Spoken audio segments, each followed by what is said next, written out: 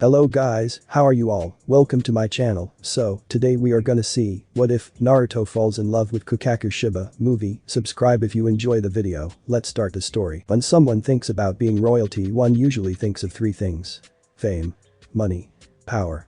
From an average person's perspective, being royalty means having the best life in the world. It sounds great, but in most cases it's far removed from reality. This was something Namikaze Naruto found out very early on. He's a blonde young man, at least young in soul standards, as he's only about 130. He wore clothing very different from the other shinigami. Rather than the black shahakusho, he wore slim-fitting black pants he'd liked from the world of the living, a plain white t-shirt, and plain black shoes. This wasn't the traditional uniform of the shinigami, he'd been told over and over, but he didn't care. Much to the chagrin of the Namikaze clan elders. They pestered him day in and day out about anything and everything. What to wear, how to eat, who to socialize with, proper etiquette. They basically tried to control every aspect of his life to their liking. Being the heir of one of the 5 noble clans meant he had traditions to uphold, they told him. It was ironic really. When granted everything, you can't do anything. At least that's how it seemed to work in his clan. He often wondered if the other 4 clans worked the same way. The Namikaze clan was rumored to be able to transform into animals.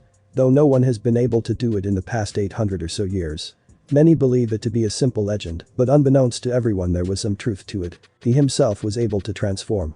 It was a secret he'd kept to himself since he discovered he had the ability. If the elders knew about it, who knew what kind of bullshit they'd try to throw at him? He had no intention of revealing it until he came across an opponent strong enough for him to use it, or he was put in a situation where he had no choice. Unfortunately for him, opponents strong enough to force him into a transformation were hard to find. He wasn't allowed to fight the head captain, and he couldn't just barge into any of the squads to pick fights with the members. Seeing as he was privately trained, he had yet to join a division, but would most likely end up in the 5th, as was tradition for his clan. Why? He didn't know. All he knew was that the only person he could battle it out with were his private trainers. Naruto-sama, the elders are requesting your presence. He heard a young woman tell him from the other side of the door to his room. It was one of the many maids that served the Namikaze clan. Yes, thank you for telling me. He replied as he grabbed his that was leaning against a door frame. Unlike any other shinigami, however, if one were to look closely, they'd notice his was sealed with a white material holding the sheath and held together. Opening the door, he walked past the young woman and made his way to the front door. Naruto-sama, the elders are in the other direction. The woman warned him. Without turning around, the heir responded, I know, but I'm not going. If you keep upsetting them, they might push for you to be exiled from the clan. She tried reasoning with him. She knew it was useless, however, when instead of scaring him into going, he simply turned around and crossed his fingers with a hopeful look on his face. Tell them you did your best, but I couldn't care less, and left. It's not like you'll be lying. With his piece said, he closed the door and made his way down the streets of the Soul Society. As he walked, he couldn't help but think of his situation. He was talented at Kido, incredibly so, being able to cast high-level spells without the use of an incantation. He had the ability to transform into a powerful creature, but couldn't reveal it yet, and had so much spiritual pressure he needed to have his friend Urahara develop a special limiter for him to keep it from leaking. To the average shinigami, this didn't sound like a problem at all. It meant you were powerful. His problem, however, was because of that fact. What good is being powerful if you can never use that power completely? He was so absorbed in his thoughts he never noticed the groups of shinigami that would eye him, sealed with curiosity. He continued to walk aimlessly, having no real destination in mind. All he wanted was to leave the compound before the elders started bitching at him again. It would be nice to enjoy time to himself without having to see anything that reminded him of the clan. Wait. That was it. He stepped forward at incredible speeds until he made it out of the dot. A bit of moving later, he stopped when he found a bar somewhere in District 1 of the dot. Making his way inside, he ignored everyone as they stared at him. Some with contempt, others with curiosity. It wasn't exactly a secret that shinigami weren't that well liked around them. He made his way to the stool in front of the bartender and looked behind the man at the selection. What'll you have? The man asked. Sake. Doesn't matter what kind, as long as it has some kick to it. He answered by dropping some coins on the countertop that were quickly scooped up. As he waited, he glanced around the room, seeing if there was anyone of interest. By interest he meant potentially powerful. Unfortunately for him, none of them were suppressing power like he'd hoped. He turned back around when the bartender placed the shot glass in front of him. He put the glass up to his lips, ready to take it down, but stopped just as the glass touched his bottom lip. Quickly turning around, he stared at the entrance, and for a second nothing happened. A second later, however, a woman entered the establishment. He couldn't lie, the first thing his eyes were drawn to was the woman's giant chest. She was a rather short woman with long black hair wearing a white skirt with a slit on the right side that reached to her hip. Along with it she wore a red robe that hugged her figure nicely and displayed her cleavage generously. Finally her feet were wrapped in bandages and walked on wooden sandals. He recognized the woman immediately as Kukaku Shiba. Like him she looked around before her eyes locked with his and she raised an eyebrow at him. Now knowing who he'd sensed he turned back around and downed his shot. Well, what do we have here? I never expected to run into the heir of the Namikaze clan in a rundown bar in the dot, the woman said, taking a seat next to him. He raised an eyebrow at the woman. I could say the same thing about you. He countered. I always come here. The elders are busy bugging my brother since he's gonna be the next clan head of the Shiba. She explained before also ordering then downing a shot. If you don't mind me asking, what are you doing here? He shrugged. I didn't want to hear what the old fossils wanted to say, so I left. All they ever do is pester me about leading the clan and whatnot. This drew a laugh from the busty woman. You're different than I imagined. That got his attention. How so? I've only heard from my family about you. Seeing as I don't really give a damn about all the clan politics, I don't bother to go to social events or anything. From what I heard, you were the perfect aristocrat. Kind of like the Kachiki heir. She explained. The blonde smiled. I can act when the situation calls for it. So it wasn't because the elders forced you to do shit? She asked with a teasing smile. He scoffed in amusement. They can try, but I usually don't listen. They keep threatening to have me disowned because I refuse to bend at the need of them. I wish they would be honest. Kukaku chuckled at his misfortune and ordered them another round of drinks. That's how Kane feels, but he'll never actually act on it. Believe it or not, he really wants to try and change how the Shiba clan operates. I think elders have too much power, and from what I'm hearing it's the same in your clan. The two continued to down shots for a few more minutes in comfortable silence before she spoke again. Tell me. If you're not interested in leading the clan, what do you want? She asked, genuinely curious. If she was honest, he was different from some of the other nobles she'd met. He was a breath of fresh air and she'd only been talking to him for a few minutes before she found that out. Most men she interacted with were the sons of other nobles who try and win her hand. All promising a good life in exchange for her becoming a trophy wife. The Namikaze heir, however, was similar to her.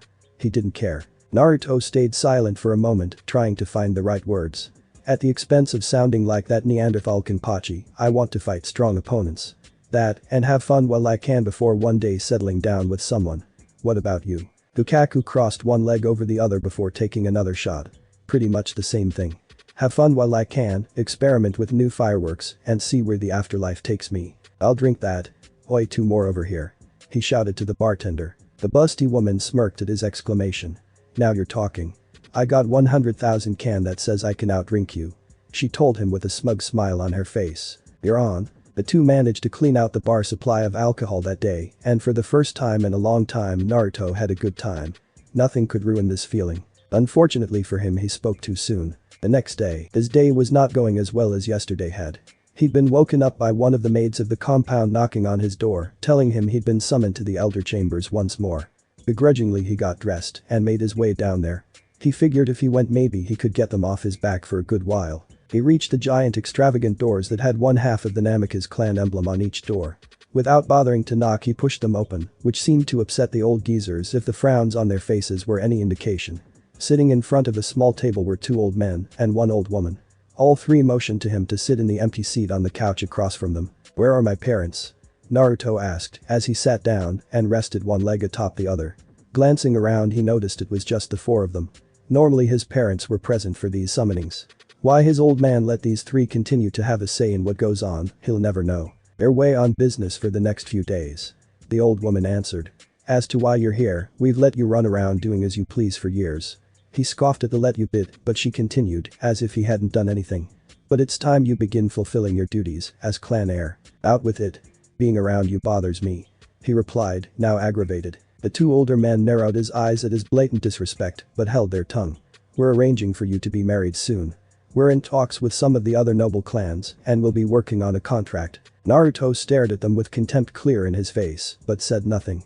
He simply stood up and made his way to the door. We aren't finished speaking, child. No, but I'm done listening. He shot back as he made his way out. The butlers and maids of the compound all moved aside as he walked by them. All of them clearly wondered what they told him to put him in such a bad mood this time. It was after all no secret of his disdain for the elders. 10 years later, the next couple of years went by in a blur for the blonde hair. In that time he continued working on his Kido and Hakuto on an almost daily basis. He was proud and annoyed that he could cast most of the spells he knew without an incantation. Proud because he knew how difficult it was for shinigami to do this, and annoyed because he still had no one to use them against in full capacity. His relationship with Kukaku also grew in that time. After formally meeting that first time at the bar, the two would continuously meet up there every few days. The two would drink for hours before going to set off any new experimental fireworks the woman had cooked up. Soon the two could be seen frequenting one another's homes for hours on end, just enjoying each other's company. They mostly spent time at the Shiba compound, however, as the blonde didn't care to be home often these days. Though when he was home, the maids would comment that he looked happier when Kukaku was around. Similarly, Isin and Kane would remark that Kukaku had become a lot less violent, at least whenever he was around. She was violent as it was, he shuddered thinking about how violent she must have been before. They were teased a lot by the Shiba clan, saying that they were attached at the hip. The two young souls didn't know it, but there was a bet going on in the woman's household to see which of the two would confess first. The elders of his family, however, weren't as amused as the Shiba. They constantly reminded him about his impending wedding and told him to stop affiliating with Kukaku. Did he listen to them? Of course not. "Naruto-sama, where are you going?" asked one of the maids as he was leaving the estate. "I promised to take Kukaku to dinner since I messed up her last firework."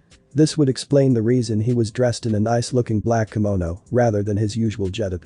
Making his way over to her house, he went to knock on the door but didn't get the chance to knock as Isin opened before his knuckles could touch the door. "Well, look at you," the older man teased. "I thought this was just you making it up to her by buying her food.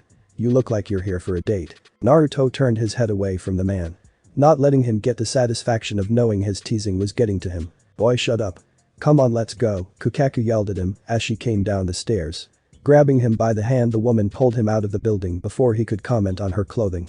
Like him, she too wore a kimono, though hers was a light red with sakura petal prints all over it.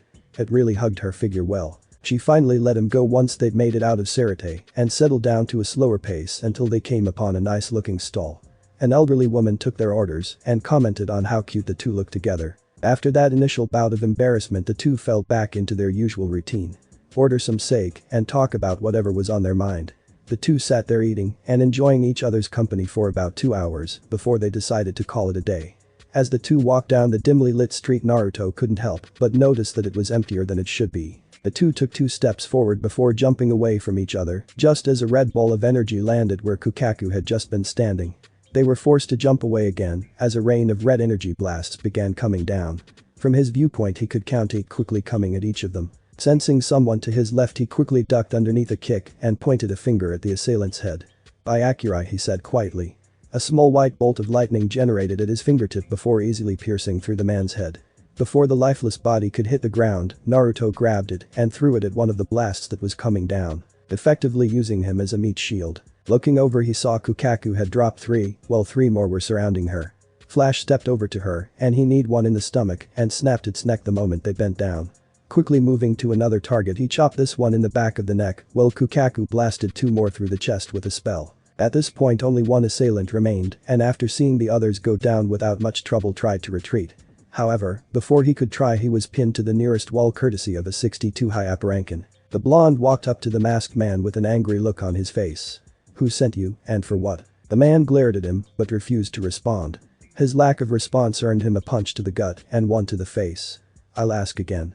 Who sent you, and for what?" "He's not gonna talk to Naruto," Kukaku said as she walked up next to him, giving the bad assassin an unimpressed look. "Oh, he'll talk," Naruto told her as a sadistic smile appeared on his face. Grabbing the man by the arm, he channeled energy and began casting a spell at point-blank range. The result of this was the man's arm beginning to turn black as it was burned. He kept it up for a couple of seconds while the man thrashed around begging him to stop. "As long as you have something useful to say, you'll stay alive." The Namek, his elders, he swallowed. "We were paid to kill the woman. That's all," he squealed. Looking over to the woman, he wasn't surprised to see her eyes narrowed in anger. Turning back to their captured enemy, he blasted him in the head with a quick dot. The two immediately flashed back to the Shiba clan compound where Isin was told of the events of the night. To say the man was mad was an understatement. Both he and Kane looked ready to kill someone. They wouldn't be getting the chance, however. Shiba-sama. Isin was surprised to hear that coming from the boy's mouth, as normally he just called him Issy.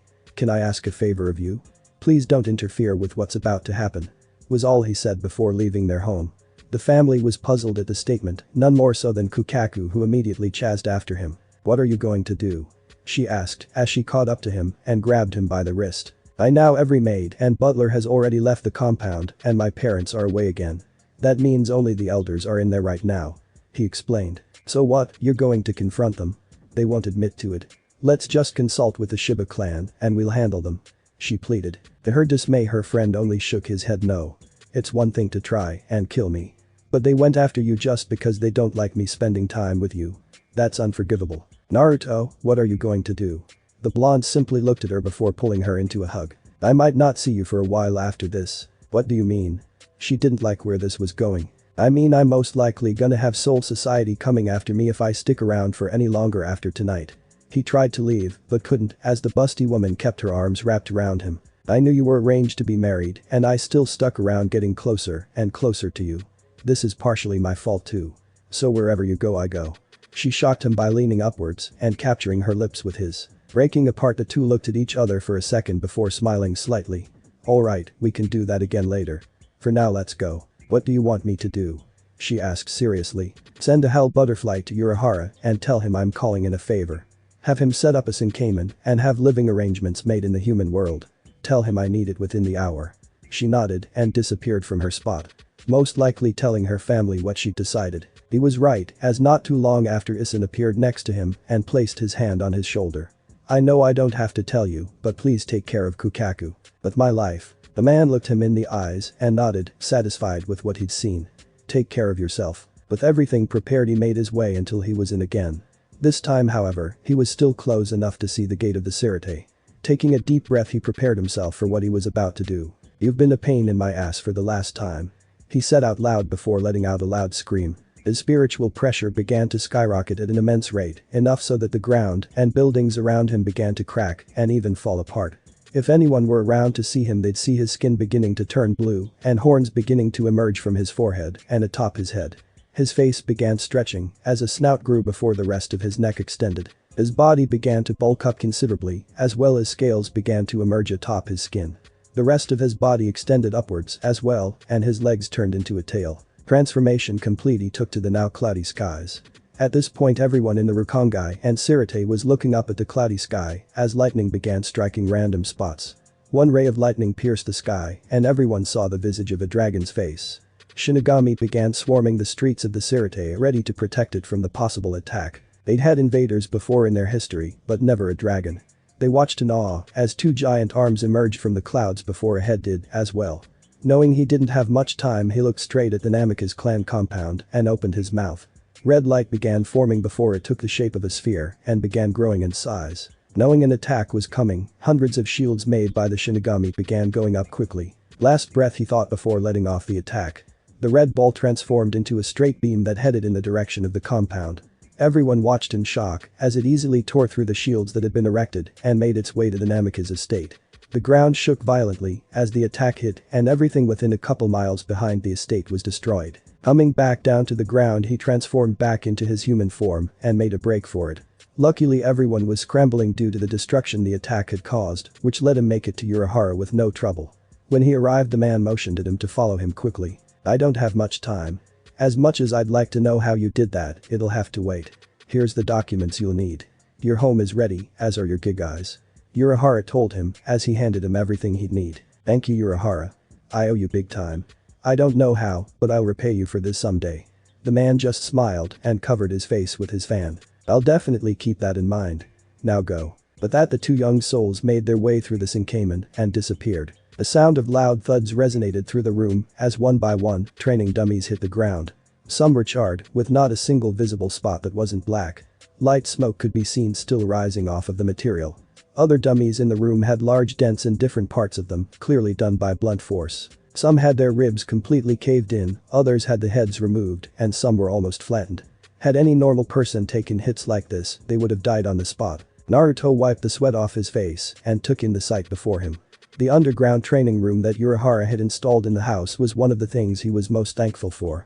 He and Kukaku could train down here and all of their residual energy wouldn't be leaked out in case there were any shinigami nearby. Lifting his right hand up, he snapped his fingers and in a flash, 5 glowing orbs manifested an inch above each appendage. With but a mental command the 5 orbs shot out and expanded as they moved away from him until they came in contact with the ruined training dummies. He closed his eyes as the explosion let off a bright light, and when he opened them again, he was pleased to see there was nothing left of them. I'll have to ask Kisuke to get me a few more of those.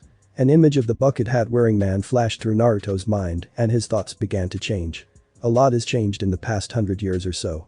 Kisuke and Yuruchi, the two best friends he and Kukaku had when they were in the Soul Society, had made their way down to the world of the living. It was quite a shock to see them out of the blue one day as they were making their way home. Kisuke invited the two of them to his place to catch up and fill them in on what had happened. Aizen Sasuke, the lieutenant of the 5th Division under Shinji Hirako, had been conducting experiments on souls and had managed to frame Kisuke for it. Naruto had never met Aizen. He'd heard of him here and there sure, but never got the chance to formally meet him. He was sure that he'd have worked under him had he stayed in the Soul Society, as his clan always went to the 5th. Now that he'd heard of the man's nefarious side, he was more glad that he did what he did and fled. The first thing the two new refugees had done upon arrival was look for the two of them at their home and only luckily stumbled upon them after realizing they weren't home. He'd led them back to their base, which was essentially a candy shop in town, a pretty good front in his opinion. While there, the man continued doing research while Yuruchi gathered information on any shinigami around by going out in her cat form. The blonde wasn't sure how Yuruchi was able to transform. As far as he knew, only his clan had that ability to do so, even though it was said no one had done so in the past few years. Perhaps there was some very distant connection between their clans. He wasn't sure, but he didn't question it too much. They also told him how the Serite had indeed been on the lookout for him ever since he escaped. It didn't take long for them to put the pieces together and realize that he was, in fact, the dragon that attacked.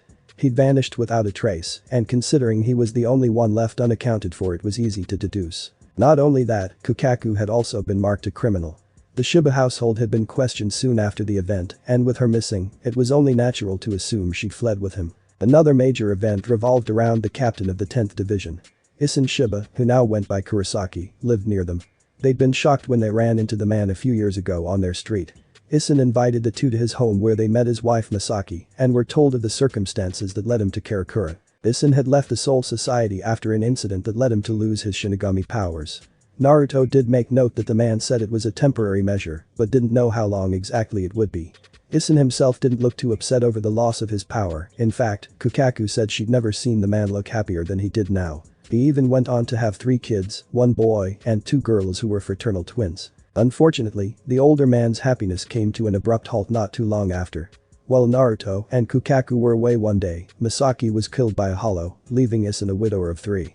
Naruto did suspect that Isshin knew more than he was let on, but didn't say anything, as the man was grieving. He knew Masaki was a Quincy, unless it was a vast old lord. Naruto didn't see how she would be killed by a hollow. It seemed to be a trend for misfortune to occur, as they had gotten news that Kane had passed, as well. Similar to Masaki, it had been hollow from what they'd been told. Kukaku was a mess for a while. She didn't want to eat or create any new fireworks, she'd lay in bed for most of the day with a dead look on her face. Most times he'd have to force her to eat by bringing food to her in bed and feeding her. The fact that she wasn't allowed to see any of her family back in Soul Society only made it that much worse. Seeing her in that state was the only time he ever questioned if the meeting was probably a bad thing. Without him, she'd still be in Soul Society, and the death of her brother may have been averted. Luckily for him, even in her depressed state, she reassured him that she didn't regret coming with him. It took a few months for her to get back on her feet and back to normal, but she'd done it. Yuruchi had gotten word that Ganju had stepped up and taken the reins of the Shiba clan. Hearing that her youngest brother had stopped goofing around and took control of the family had a big part in Kukaku's mental state returning to normal. Still, between all the misfortune that occurred to everyone around them, there was some good news. The biggest change that had happened to them in the past 100 or so years had only occurred a few months ago. Naruto? He heard Kukaku call out from upstairs. He made his way out of their training ground and his eyes widened when he saw Kukaku. In a split second he was in front of her and took the large box she was carrying out of her hands, much to the woman's anger. "Would you stop that?" she yelled, clearly aggravated. Naruto looked at her with a confused look. "Stop what? Treating me like I'll break or something will happen to me by doing the simplest things. I'm pregnant, not crippled," she responded. That was possibly the biggest change in Naruto's life so far. The two had married officially in the world of the living years ago, and now, Kukaku sported a rather large bump. Naruto had noticed that soon after Masaki had been pregnant with Isshin's first child, Kukaku had become much more affectionate with him. She was always brash and outspoken, unafraid to tell him when he was being stupid, but after seeing how Masaki and Isshin looked, there was a change in her. Whenever they'd go out she'd latch onto his arm all night, kisses on the mouth and cheek, and slow lovemaking in bed. Usually she liked it rough until she couldn't walk right, so he knew something was amiss. That went on for a while, and when word got out that Misaki was pregnant once more, Kukaku finally came out and admitted that she wanted to try for a baby. She looked nervous, which was a strong contrast to her usual brash demeanor, and admitted that she was afraid of how he'd react, so she never outright said it. This time though she laid it out on the table, and to her immense delight, Naruto was on the same page. Multiple times over the years he thought of what it would be like to have a family of his own. Sometimes he'd picture what his future kids would look like and also wanted to approach the subject. When she finally said she wanted one, he didn't hesitate and agreed. The two began trying immediately without any form of anti-pregnancy precautions. Fortunately for them, they had no issues on that front, and Kukaku soon found herself pregnant with their first child. To Naruto's utter delight, they found out it was going to be a boy. Now they were only a month or so away from Kukaku's due date. The blonde really wished Misaki was alive to see the birth of their child, but that would never come to pass. "You're almost due. What happens if this causes something?" He responded worriedly. "I'm still a month off, and the box is light," she said in a softer voice. "I know you're worried, and I appreciate it, but I'll be fine." Naruto sighed. "Okay, what do you need?" "I just needed you to move some of your stuff off the ground," she said, pointing to a few objects on the ground. A pair of his shoes were sprawled out a few feet apart, as was his dot to this day. Naruto still had the hilt and sheathed it so that it couldn't be unsheathed. He still hadn't come across anyone worth unsheathing it for. "Why are you training right now anyway?" Kukaku asked. "Don't you have papers to grade?" she added as she sat down on the couch and subconsciously rubbed her stomach. Shit. He'd forgotten about that. Urahara had told him in order to blend better, he needed to get a job. Something normal. Isin worked part-time as a doctor, running a clinic in his home. Urahara himself was a salesman, a candy salesman, but still had money coming in and had a legit job. At least to the general public. He'd hopped around from odd job to odd job until he landed on being a teacher at Kukaku's insistence. He retained information quickly and absorbed it like a sponge. He was able to teach her high-level Kido spells easily and was patient. If he could make it through her tantrums all those years and never lose his cool, he could easily teach a bunch of school children. It only took him a few days of reading some history books before he knew all he needed. Coincidentally, he ended up being Ichigo's homeroom teacher. Isin's son was a little rough around the edges, but he was a good kid. Naruto didn't understand why Isin didn't tell the boy about the shinigami or Quincy, but it wasn't his place to say anything. On the subject of, he had one of those in his class too. He wasn't sure at first, but he'd caught a glimpse of the cross the boy carried and instantly knew. While Isin didn't tell Ichigo about the gods of death, Naruto was certain Isin knew Ichigo was a shinigami already. He and Kukaku had seen the boy around the city in the black garbs all the shinigami wore. What really threw the two for a loop was the company that Ichigo was keeping. Byakuya's younger sister was often seen running around with him fighting hollows. Naruto knew Kisuke must have been involved with them as well since shortly after her appearance, she ended up transferring into his class. He was sure the shopkeeper had a blast placing her in his class specifically. What was baffling to the blonde was that he couldn't think of a reason for her to stay this long. There weren't so many hollows in the area that she needed to be here for an extended amount of time. He'd made his concerns be known to his wife, but she told him to just sit back and watch things unfold. "If that blonde doofus is involved he most likely has it under some control," she'd said to him. Naruto had his doubts. Kisuke was smart, resourceful, and generally had a good head on his shoulders. However, his curiosity as a scientist had put him in plenty of unfavorable situations in the past. Ichigo was part shinigami and Quincy, which meant the man was probably taking notes every time the young man fought to study him further. Naruto sighed and picked up a small mess he'd made before making his way over to a small desk he had set up next to the TV in the living room.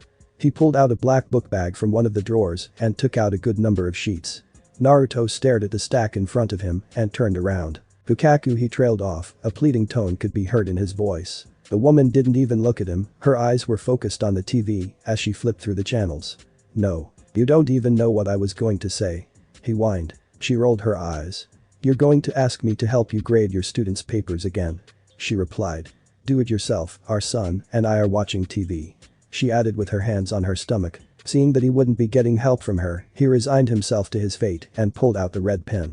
He made his marks page after page, sometimes wondering how some of these students managed to dress themselves in the morning with some of the answers they provided. The next morning Naruto found himself in the teacher's lounge making himself a cup of coffee before classes started. He found it funny how even when he was no longer a student, he was still attending a school. Granted, the school only taught regular courses as opposed to Zanjutsu, Hakuta, Hogu and Kidu, but the point still remained. Good morning, Namikaze-sensei. Naruto's still half-lidded eyes turned to the woman who was talking to him. Achi Masato stood in front of him looking ready for the day. She wore a red long-sleeved button-up with black pants and shoes and looked like she'd been up for hours already. The volume of her voice told him that she was very much a morning person. Good morning, Achi-sensei. How are you today? He asked, trying to be cordial. The woman beamed at him. Wonderful. I finished grading early yesterday and managed to get my grocery shopping done and get a little workout in. She informed him. Naruto looked at her biceps. For a regular human they weren't bad, he supposed. Anyway, how's your class treating you? Are you adjusting well? She asked. He nodded. Yeah, they're not that bad. They pay attention and follow directions, so it's not too bad. He replied, taking a sip of his coffee. Achi nodded in agreement. You got lucky to have a good class for your first year teaching.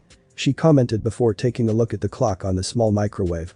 Naruto noticed her gaze and saw that there was only 5 minutes left before classes started. The two teachers began making their way out into the hall that was now full of students heading to their homerooms. Naruto noticed an orange-haired teen walking a few steps ahead of them and debated saying something about his after-school activities, but refrained. Well, I'll see you during lunch. Remember, if you need anything, feel free to ask. She offered kindly. Naruto smiled. I'll be sure to let you know if anything comes up, thank you. Achi smiled back and entered her classroom, which was 2 doors away from his. Kurosaki. He called out. While they were acquainted, he never called the young man by name in school. Ichigo turned around, his trademark scowl present on his face. Yes. Any reason your assignment from yesterday was incomplete? He asked, already knowing the reason. To his credit, Ichigo didn't look nervous at all.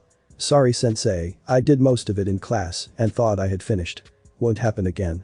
He replied casually.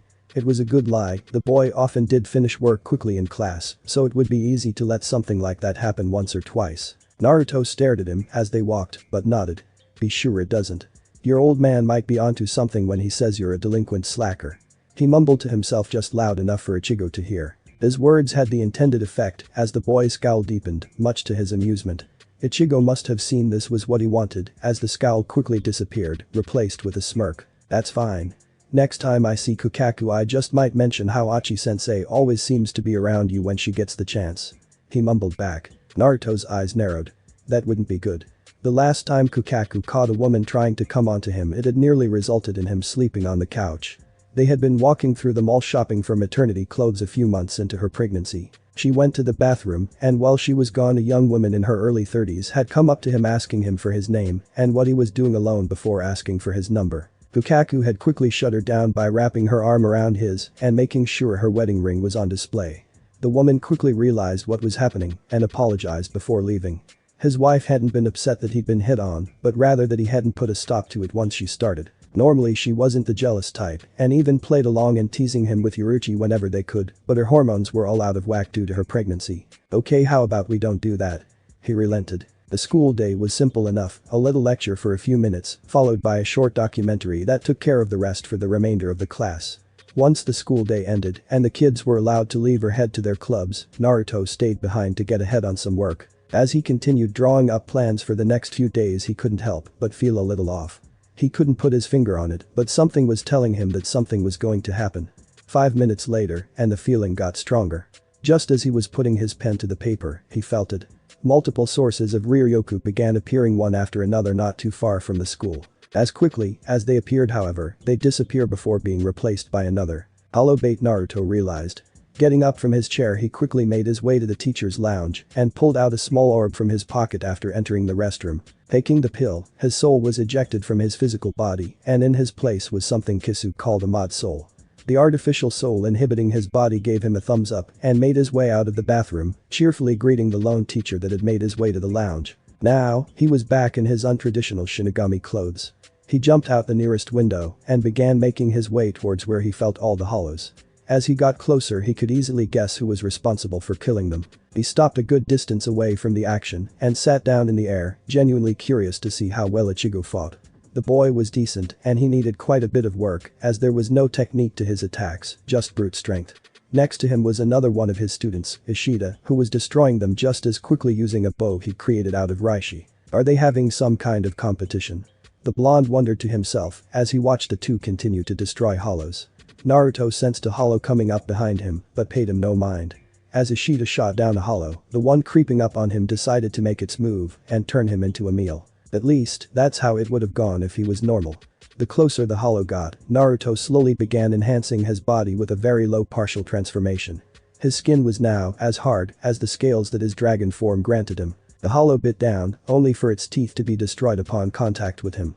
Naruto finally turned his head and stared unimpressed at the vile creature. "Even with me suppressing most of my power, you should have known that wouldn't work," Naruto commented, not that the hollow could understand him. Shaking his head at himself, he reached forward and easily punched through the mask, making the hollow disintegrate into small particles. Turning his attention back to the action, he couldn't help but notice that a large tear in the sky had manifested, and he knew exactly what was coming. A large hollow, with what seemed to be a black flowing cloak, began slowly making its way out of the tear in space. "The grand," Naruto actually said out loud. "Let's see how you deal with this, boys." If he had been drinking something, he'd spit it out when he saw what the two students were doing. Uryu and Ichigo tied to his head, it reminded him of a unicorn's horn. While it looked ridiculous, he could see what the intent was. Ichigo's was like a flowing faucet, constantly leaking and uncontrolled. Ishida was using that large amount of power to power a large arrow and hopefully destroy them in one shot. Unfortunately for him, it seemed Ichigo wasn't having it as he ran forward, sword in hand, despite charging up a zero. Naruto stayed in his sitting position, not because he wasn't worried, but rather because Kisuke was down there with Byakuya's sister, watching the action unfold. The blonde was very impressed that the orange-haired team managed to hold off the blast and even counter. It wasn't enough to destroy it, but it was enough for it to seemingly retreat back into the void. He stood up. Well, that was interesting. He looked down and saw Kisuke smirk in his direction just before he dashed back to school. Maybe in the future he might be a good challenge. First, he needs some experience fighting actual shinigami though. Ichigo's chance came a lot faster than Naruto anticipated. A few weeks later, as he was out buying some food for Kukaku, who had just had another craving, he sensed two powerful individuals. He was going to ignore them, but two familiar signatures also began moving in the direction of the newcomers. One of them had massive amounts leaking, so it wasn't difficult to tell who that was, and the other could be no one other than Kisuke. He hoped Kukaku wouldn't be too upset that he was late and made his way over as well. He made it just in time to see Ichigo let off a large amount of energy as he stood against a red-haired shinigami. Naruto's eyes looked behind the man and he couldn't help but pity Ichigo slightly. If Byakuya decides to get involved, it's over, he thought. He was sure Kisuke would prevent him from dying, but Naruto didn't want him to explain to Isen what had happened. He smiled proudly when Ichigo fought through the pain in his shoulder after being hit by the red head and managed to get a clean hit and apply pressure. Too bad his good fortune came to an abrupt halt as Byakuya finally acted. Just as Ichigo was going to get another hit in, he broke courtesy of the nobleman. In the blink of an eye it was over. Byakuya struck with deadly precision which left the young shinigami in shock. The nobleman didn't stop there as he pierced the boy once more before turning away. Ichigo probably had no idea what happened to him as he fell face first on the concrete. Naruto took a step forward to intervene, ready to show himself to someone who would undoubtedly recognize him, but stopped. Ichigo gripped the captain's ankle, refusing to back down, but was kicked away by the man's sister.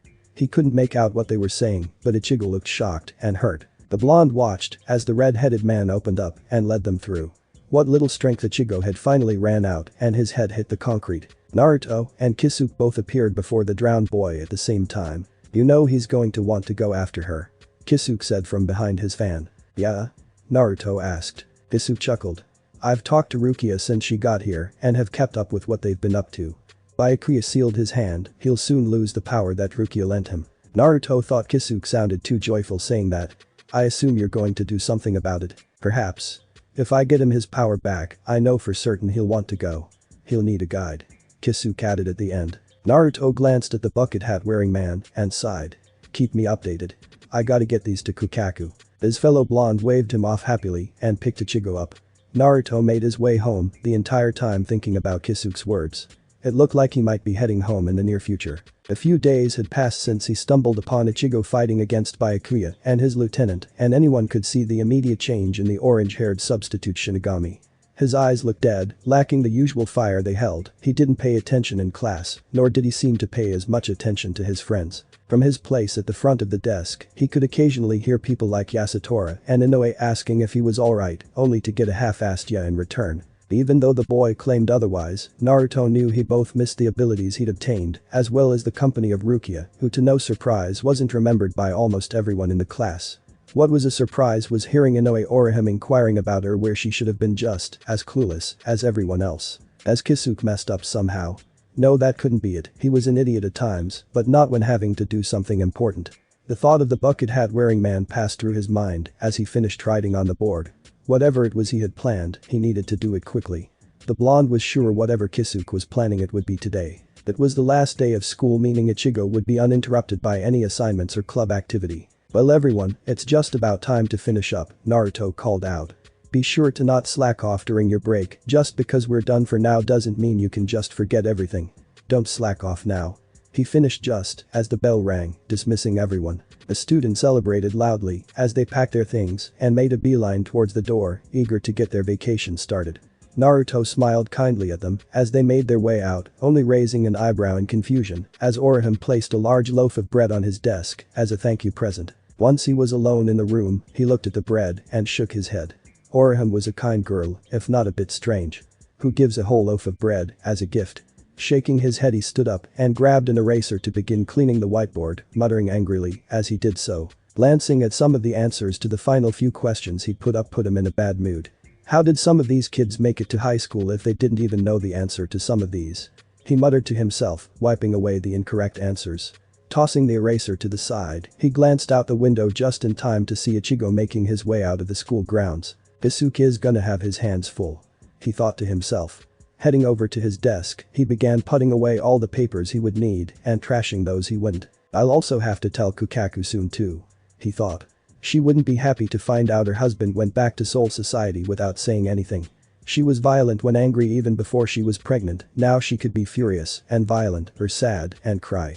Neither of those options he particularly liked, so he'd have to tell her soon. She would understand though, he couldn't just let Isen's kid go and get himself killed out there. He barely stood a chance against a lieutenant. If a captain came across him, he'd be killed with little trouble. It would be simple, go in, break Rukia out, and get back home. He briefly wondered what exactly Ichigo would do once he got her though, knowing the boy he probably hadn't thought that far ahead. Having his reasoning settled, he made his way out, locking the door, and headed home. He walked home with a slight spring in his step, knowing his plan was set. If there was one thing he loved about Kukaku, it was her ability to think logically, sometimes, and understand when things needed to be done a certain way. She would be okay with him going. XXXXX, I'm coming with you. Those were not the words he was expecting to hear from his wife. He shook his head no. That's too dangerous. You're a month off from your due date. We're probably gonna end up fighting captains and lieutenants, one hit from them, even if you block, and the chance of losing the baby is guaranteed. He replied sternly. Kukaku wasn't about to be deterred however, and put her hands on her hips. I'm not going to fight. She admitted, causing him to relax slightly. I want to go see my family. We left everyone and everything behind overnight. The most I know of them is what we were told from Kisuke and Yuruchi. It's been years and I want to see everyone. I'd like Ganju to know he's gonna be an uncle. Fuck, he thought to himself. The Shiba clan wasn't near the gates of the Sirte, which meant it would be safe, at least for her. The reminder that she had left without her family essentially because of him also filled him with regret. He couldn't care less about the elders, and sure he missed his parents, but Kukaku had a good home and she'd given it up to go with him. To deny her the chance to reunite with those she loved would be cruel. Rubbing a hand down his face, he sighed. Fine. He relented. Kukaku smirked in victory, as she always did when winning an argument. Before she could reply, however, he put a hand up to stop whatever she was going to say. You can come, but you have to stay at the house.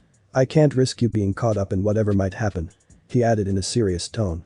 He was rarely one to order the woman around, but with something this important, she had to know there would be no negotiating. Alright. She relented. When do we leave? Naruto shrugged. I'm not really sure. We'll have to wait until Kisuke finishes up helping Ichigo.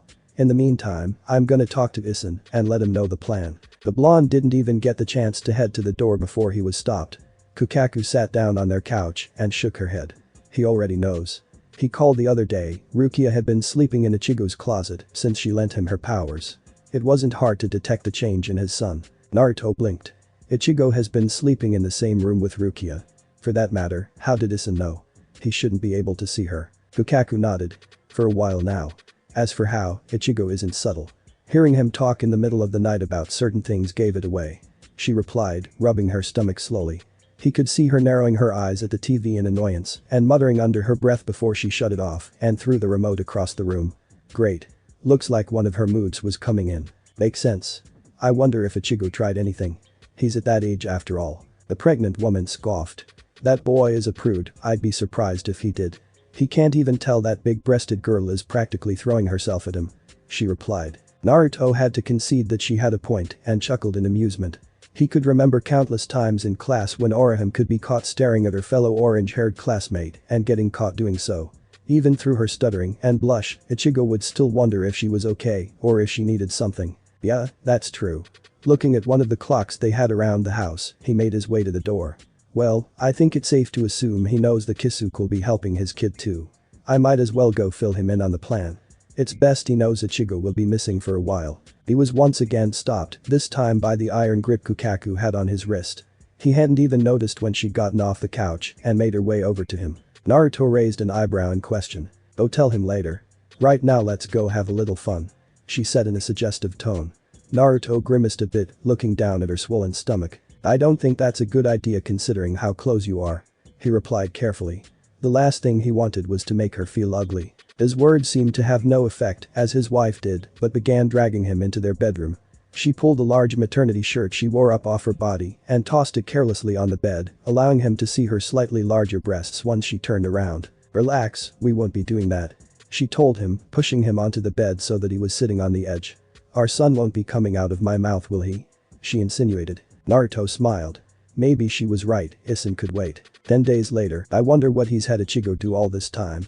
Naruto wondered out loud as he and Kukaku entered the man's shop. A small chime went off as they entered the establishment and they were soon greeted by the sight of a grinning Kisuke holding up his trust fan covering the bottom half of his face. "Naruto Kukaku?" he said questioningly. His gaze traveled to his fellow blonde, wondering what the pregnant woman was doing here. "Kisuke?" Naruto greeted me. "Small change of plans, Kukaku is coming with us. She'll be staying out of the action though. She'll get to her house and wait for everything to blow over." The shop owner looked momentarily concerned, but his disposition quickly reverted to his happy-go-lucky self. His fan shut and he turned around, holding a hand in the air motioning them to follow. If that's the case then she should be out of trouble hopefully. In any case, please follow me. Ichigo and the others are already here. Others? Naruto thought. His wife shot him a questioning look to which he shrugged. He figured it would be Ichigo and Yuruchi most likely, would there be more? "When you say to others," Naruto probed, hoping his friend would enlighten them. "Don't worry, you'll meet them in a minute. I'm pretty sure you'll be surprised at who we rounded up for this little mission," Kisuke replied. He led them to the entrance of the underground training room he'd created and sure enough, Naruto was surprised at who he saw. As he suspected, Yuruchi was present in her cat form next to an equally bewildered Ichigo. Next to him, however, were Yasutoru Sato, Ishida Uryu who was dressed in the traditional clothes of Quincy, and Inoue Orihime. "Naruto!" Ichigo yelled while pointing at him. "What the hell are you doing here?" he asked. Uryu narrowed his eyes at the older blonde and pushed up his glasses before bowing slightly, an action that the other student quickly mimicked. "Sensei." They greeted, though Uryu's voice had suspicion laced within. It was no surprise to Naruto that he would be suspicious considering his race's relationship with the shinigami. Luckily he wasn't stupid enough to attack. Orihime perked up and waved happily. "Sensei. Did you like the bread?" Naruto's sweat dropped. That bread was still mostly intact, missing only 3 slices. "Everyone?" he greeted the shop owner. "Color me surprised, Kisuke." "Ishida I can kind of understand, but the others?" "Wait. Naruto. Kukaku, why the hell are you here? Who are you?" he asked repeatedly, then turned to Kisuke with an expectant look on his face. The fan was reopened. Well, as it turns out, being around Ichigo has led to some rather interesting developments that I'll explain later. For now, just know this will be the team that will infiltrate the Sirete. Naruto gave everyone a quick look, and apart from Ichigo, who was constantly leaking Ryatsu, none of them were really anything special. Still, if Kisuke was confident enough to send them, he had to have seen something in them. Sighing, he spoke. "Alright, before we start might as well just get an introduction out of the way. This is my wife Kukaku, who will be joining us up until it's actually time to invade. Please don't piss her off," he requested. "Wait. Hold on." Ichigo ordered, upset that his questions hadn't been answered. Seeing his homeroom teacher was not what he was expecting at all and was rightfully full of questions. Unfortunately for him, his new sensei had other plans and clapped his hands. "Now Ichigo, there will be time for questions later. Naruto and Kukaku along with Yuruchi will be your guides. Since I can see the confusion in your eyes, just know that they're old friends of ours, and like you." He trailed off. His hand quickly shot two small orbs which were easily caught by the pair.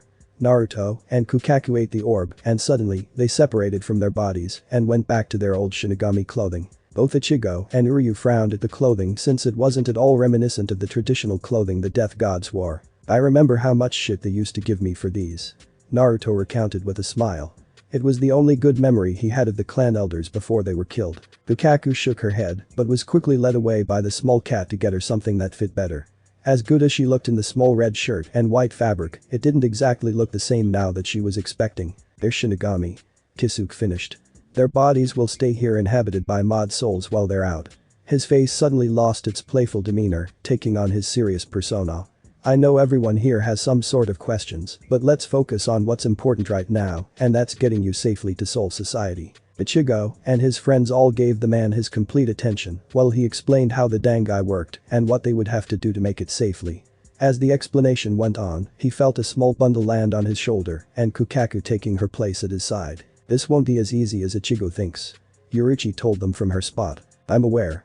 I assume that's why Kisuke is sending you too." The cat nodded. "Do you have a plan for when we arrive?" Kukaku asked in a low tone. Yurichi nodded again. "I doubt it'll go as smoothly as we've discussed, but for the most part yes. Though I have to wonder," she said, turning her golden eyes towards Naruto. "What's your plan?" The blonde raised an eyebrow. "Kukaku is going to see her family. I'm going to make sure the group stays alive. I know you are too, but knowing you, as long as I have, I know there's another reason you'd be willing to go back to that place." Now both women were staring at him and he had to nod to her. Yurichi was astute. "After we get to Kukaku's house I plan on going on ahead, not only to scope the place out, but to visit my parents." "Oh yeah, they were away that night when you destroyed the compound. You didn't even get the chance to say goodbye to them," his wife said softly. "The Namikaze clan estate has been completely rebuilt, so you won't have to worry about having to find them. The only thing you'll need to do is make sure you aren't noticed by other families or older shinigami. There's a chance most won't know you, so you have that advantage," Yurichi replied, turning her gaze back to Kisuke and the others. Naruto nodded but didn't verbally respond. Part of him was still going over how he would approach them. From what Yurichi and Kisuke told him when they came down to the world of the living, they didn't seem all that surprised by his actions, but were definitely heartbroken that he had disappeared. It wasn't as if he could just walk through the front door acting like nothing had happened. He shook his head, overthinking it wouldn't help. He'd just wing it like he'd done everything else. Finally, after a few more minutes, Kisuke wrapped up the explanation and motioned them to join him. "Are you ready?" he asked. Ichigo and the others nodded, as did the three older shinigami. "I'll attempt to hold it open for 4 minutes. Good luck everyone." Wasting no time, Ichigo took the lead with the others hot on his trail. Taking a deep breath, the three followed, ready to take on the task at hand. XXXX. "So this is Soul Society, huh?" Ichigo comments, looking around the area. "Not exactly what I pictured the afterlife would look like." Naruto chuckled. "You're telling me." Yurichi hopped off his shoulder, landing safely on the ground before proceeding forward. "Stop wasting time. We need to make our way inside the gate," she said, pointing with her tail.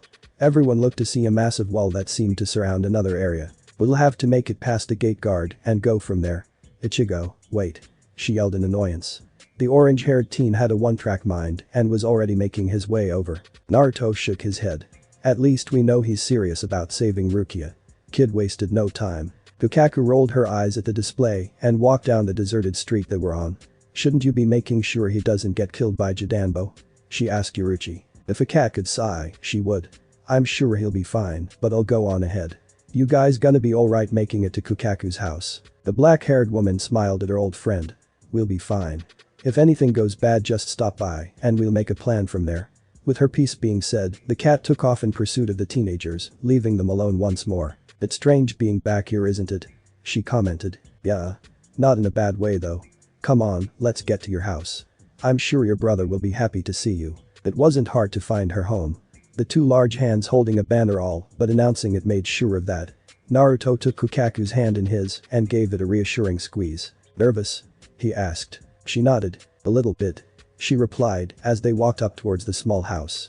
Once they were a few yards away, they stopped and Kukaku smiled. Suddenly, two people appeared in front of them with their arms crossed, stern looks on their faces. They wore identical clothing consisting of a red hat with a white tassel, blue scarf, and matching shirt. The only difference was that one wore a white shirt while the other sported a yellow one. They had similar thin mustaches, and the only way to tell them apart was due to the facial structures. One had a rather narrow elongated face, while the other's was a tad wider. Their eyes looked over the pair, and the stern expressions quickly changed to one of immense happiness and disbelief. "Kukaku? Is that really you? Naruto too?" they asked at the same time. The woman smiled brightly at them. "Kagenehiko, Shirigenehiko." She greeted me. Naruto noticed their eyes travel down towards her stomach, and their already wide eyes seemed to get wider. "Hey guys. Been a long time." The two were quickly on them, enveloping them in a bright hug before coming to their senses and bowing. "We apologize," they said. "We're just happy to see you two are okay and are doing well." Kukaku waved them off. "It's fine. I appreciate the concern, really. Is Ganju in?" Shirigenehiko nodded. "He is. Please follow us, I'm sure he'll be happy to see you too," he replied, making his way into the house. The past few years have been rough on him, but he's come a long way from the rowdy boy he used to be. He's behaving more like Kane now. I know you'll be proud of him. Naruto couldn't imagine the childish kid he used to fight with on occasion being mature now, but he supposed with the circumstances it was bound to happen. The two guards made idle small talk with them, asking how they had been and what the name of their son would be once he was born. The blonde was sure his wife had a name in mind, and if it was what he thought it was, he wouldn't refuse it. They were led to two sliding doors which were promptly opened to reveal a larger man, kneeling on the ground writing with a large calligraphy pen. He wore a white bandana on his head, along with a yellow jacket over a white robe held together by a red sash. The man had an intense look of concentration on his face as his hand glided across the paper. Had this been years ago, Naruto would have snuck up behind him to break his concentration for fun, but even he could see the difference in the man. "Anju?" Kagenehiko called out respectfully. "You have guests." The man looked up from his work and his eyes immediately landed on his pregnant sister. Shock was written clear on his face for a split second before his eyes began to water. Naruto stepped aside and watched with a happy smile as the man yelled her name and rushed to embrace his sister. The man pulled back and placed his hands on her stomach with a joyful look on his face. "I'm going to be an uncle?" he asked excitedly. "Wait, let's talk somewhere else." Kagenehiko, can you two set up a few plates outside?" he asked politely. The two guards nodded and disappeared from their place. "Follow me. We can catch up and watch your step," he warned Kukaku, moving aside a small crate that she could have easily walked around. "Can't have you tripping over." The woman rolled her eyes but felt elated at the fact that her brother was already treading lightly around her due to her expectations. Part of her wondered how he would react to the news, but seeing it now filled her with joy she hadn't felt in a long time. There were only 3 times she could recount that brought this feeling: when they married, when she found out they were gonna be parents, and now. Once out back they were seated on a few seats that Ganju had ordered set out and began catching up on everything. How Ganju had adjusted to taking over leadership of the family, what he'd done since they'd been gone, and so on. Likewise, he was fully interested in knowing how his sister and brother-in-law had been over the past years. Naruto would answer a few questions here and there, but for the most part kept quiet. This was what Kukaku had wanted, and he wanted her to enjoy it. The two went over every detail of their lives and exchanged moments that they wished the other could have been there for. By the time most of the catching up had gotten done, the sun had disappeared into the horizon already, and the dark had completely enveloped the area. The only light shining was from inside the house. "It's been tough ever since Kane died, and there were moments where I wish you could have been here, but I know things turned out better for you in the world of the living," Ganju said to them. "Having said that, what's your plan?" Kukaku yawned and stretched her arms above her head. "Well, that's another thing we'll need to discuss, but can we do it tomorrow? I'm feeling tired." Ganju nodded quickly and ordered for a room to be prepared. "Yeah, no problem. Just find Kagenehiko and he'll lead you to your room." She nodded and grabbed Naruto by the hand to take him with her only for him to shake his head. "I'll join you in a minute. I need to talk to Ganju." She looked at them for a split second and nodded. "Don't take long, you know I can't sleep well without you." Ganju made a face and shook his head. It didn't matter that they were married or that he'd known they slept together even when they were still living here, no one wanted the image of their sister in bed with a man. Once she was gone, Naruto turned to her brother. "I know I don't need to ask this of you, but please keep her safe while we're here. We're actually here to break someone out of the Sirte, so things are bound to get messy." The man nodded. "Of course, but aren't you going to be here too?" The blonde shook his head. "I'm going to infiltrate tomorrow and make a quick stop to see my parents and from there join up with the others. I just wanted to make sure she made it here safely and is in good hands. You can count on me. Now let's go. The last thing we need is my sister upset at being kept waiting." He shuddered. The following morning was strange, to say the least. He'd expected to wake up to a slightly moody Kukaku breakfast and another chat with Ganju. Seeing Yoruichi along with Ichigo and his friends again so soon definitely wasn't what he'd expected. As it turned out, things hadn't gone as simple as they had wanted. Ichigo had managed to beat the guardian of the gate, and just as they were granted entry, they were stopped by the captain of the 3rd Division, who easily denied them entry and forced them to retreat. Now here they were, going over a plan to quite literally break into the Sirte by being blasted in. He stuck around for a few more hours before deciding it was time to head out. After letting everyone in on his plan, he let them know they'd meet up once more within the walls of the Sirte and headed out. The blonde wandered the streets of the Rukongai, his eyes darting left and right, looking for the perfect target that would allow him entry into the Sirte. It didn't take long before he found a single shinigami dressed in the standard attire, probably on patrol. He smiled to himself and moved. XXXX, don't have that much time. Naruto muttered to himself as he made his way toward the old compound.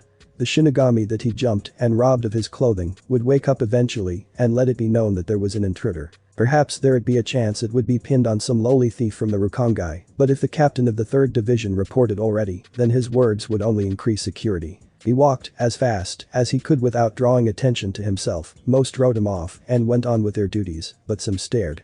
Even now, as he walked up towards the large gates, he could feel eyes on the back of his head. The compound was pretty well secluded, being built on a rather large bit of land away from most of the divisions, which means they added extra security around. He thought, coming to a stop at the front gate.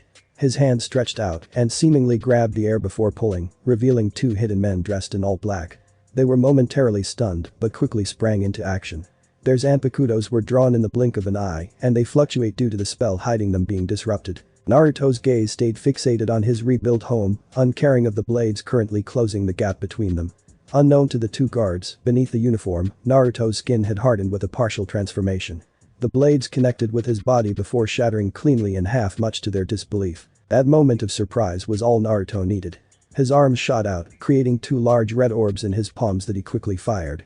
The incantation less Hato 31 were larger than the average and easily incapacitated the 2. Their bodies laid on the ground, smoke rising from the burns they now suffered. Pushing the gate open, he walked up to the front door and paused. Should I just walk in? He thought. Deciding against it, he simply knocked and waited a minute before the door was opened. Naruto blinked, not knowing what to say to the red-headed woman staring back at him with wide eyes. He wasn't given the chance to speak, as his mother quickly pulled him into a crushing hug while crying into his shoulder. The maids all stopped what they were doing to see, and those who still worked for his family looked shocked to see him, as well. His arms quickly wrapped around his mom and let her cry for a few minutes until she finally let go of him. Wiping her eyes, she smiled up at him.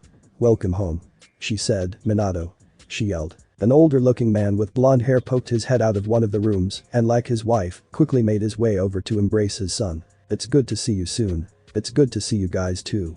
"I'm sorry for what," he began, only to get cut off. Minato shook his head. "No, we shouldn't have let the elders have that much of a say in the clan matters, and we shouldn't have left you alone for so long. We've blamed ourselves for what happened all those years ago and have been waiting for the chance to apologize for everything." Kushina sniffled and accepted a tissue from the head maid. Naruto blinked in surprise to see that the one maid who he always had to explain why he was missing to the elders had now become the head maid. "Head maid, huh?" he asked casually. The young woman stood up straight and nodded. "Yes. After you destroyed the compound, the head maid worried about it happening again and resigned. Seeing as I was the one who had to look after you here, they promoted me." Naruto rubbed the back of his neck in slight embarrassment having his episode recalled like that. "Well, I'm happy for you. It's the least they could do since I'm sure the elders gave you a hard time for how I behaved." He apologized while bowing much to his parents' delight. The woman smiled. "It seems your time away has made you mature. Would a certain Shiba be the cause of it? Or is it Namikaze now?" she asked while her eyes darted to his hand. His parents followed her line of sight and Kushina gasped seeing the ring on his left hand. "My baby is married?" his mom asked. Minato smiled and gripped his shoulder tightly while giving him a congratulations. "Okay, I have to hear all about this. Where is Kukaku? I want to see how my daughter-in-law is doing." Naruto smiled at his parents, enjoying the feeling of being back with them. This has to be exactly how Kukaku felt when she met Ganju again. He thought. "She's with Ganju right now. She can't move much because she's almost due." He replied happily, knowing his parents would pick up on his meaning. They did. His mom grabbed his arm and all but forced him and his dad to another room to talk in peace. Naruto was plopped onto the small sofa and was forced to recount what he and his wife had been up to all those years. His parents wanted every detail of his life story and not once did the smile leave their faces as he spoke. Wait. Minato interjected. So if Kukaku is pregnant, why did she come here knowing how dangerous it is for you guys? Naruto sighed. You know what she's like. Kushina nodded happily. She's the only person other than me who could keep you in line. You even had all the maids clean up the estate the first time she was coming over. She recounted happily. I tried reasoning with her, but in the end, I caved, as long as she agreed to stay out of the line of fire. It would be too hard to sneak around with her the way she is now. Minato nodded. Your criminal status doesn't help either. We couldn't even make a case since you weren't around at the time, but maybe we can now. The only obstacle will be the amount of collateral damage that was done to the surrounding areas. The rest could be nothing more than an internal clan affair. Minato finished. That might be able to work, but you'd have to be able to convince the Central 46, and you know what they're like. I'm glad I never had to deal with them, but those relics are just as bad as the elders. Naruto commented. The red-headed woman shook her head. I'm sure we can think of something. Enough about that though, how long are you going to be here? Not long. I just wanted to see you guys and make sure everything was okay. I have other things I have to do around here. His mother sighed, but understood. He wasn't here for a social visit after all. His parents hugged him once more and let him out, but not before letting him know he and Kukaku were welcome anytime regardless of what was going on. Once he was back outside, he began his recon. Walking down the large streets of the Sirte, he glanced around, taking in every detail. Transferring your powers is against the law, chances are she'll be made an example of, meaning she should end up on Sakyoku Hill. He thought. Although he knew where that was, it wasn't where he was headed. Soon after leaving his old home, he could feel eyes on his back once more. This time it was slightly different however, the person watching him was strong. Much stronger than the unfortunate guards he'd had to deal with. The he could feel from this one was denser and cold. Making a detour for one of the more secluded areas.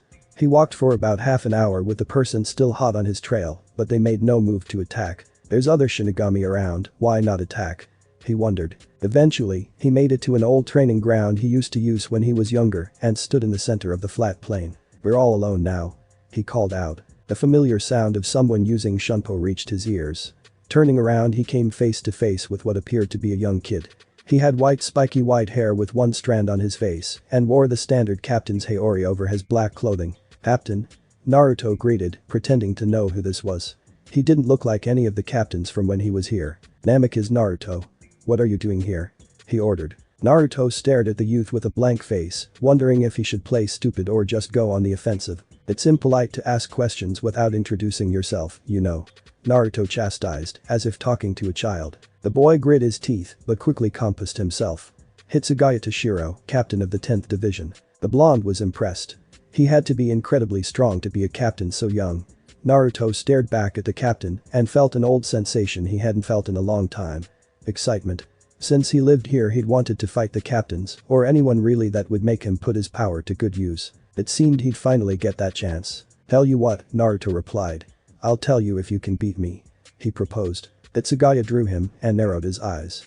Naruto smirked, it looked like tagging along had been the right choice after all. And thanks for watching my video, leave a like if you enjoyed my video and also do consider subscribing to my channel for more awesome content. See you next time, till then sayonara.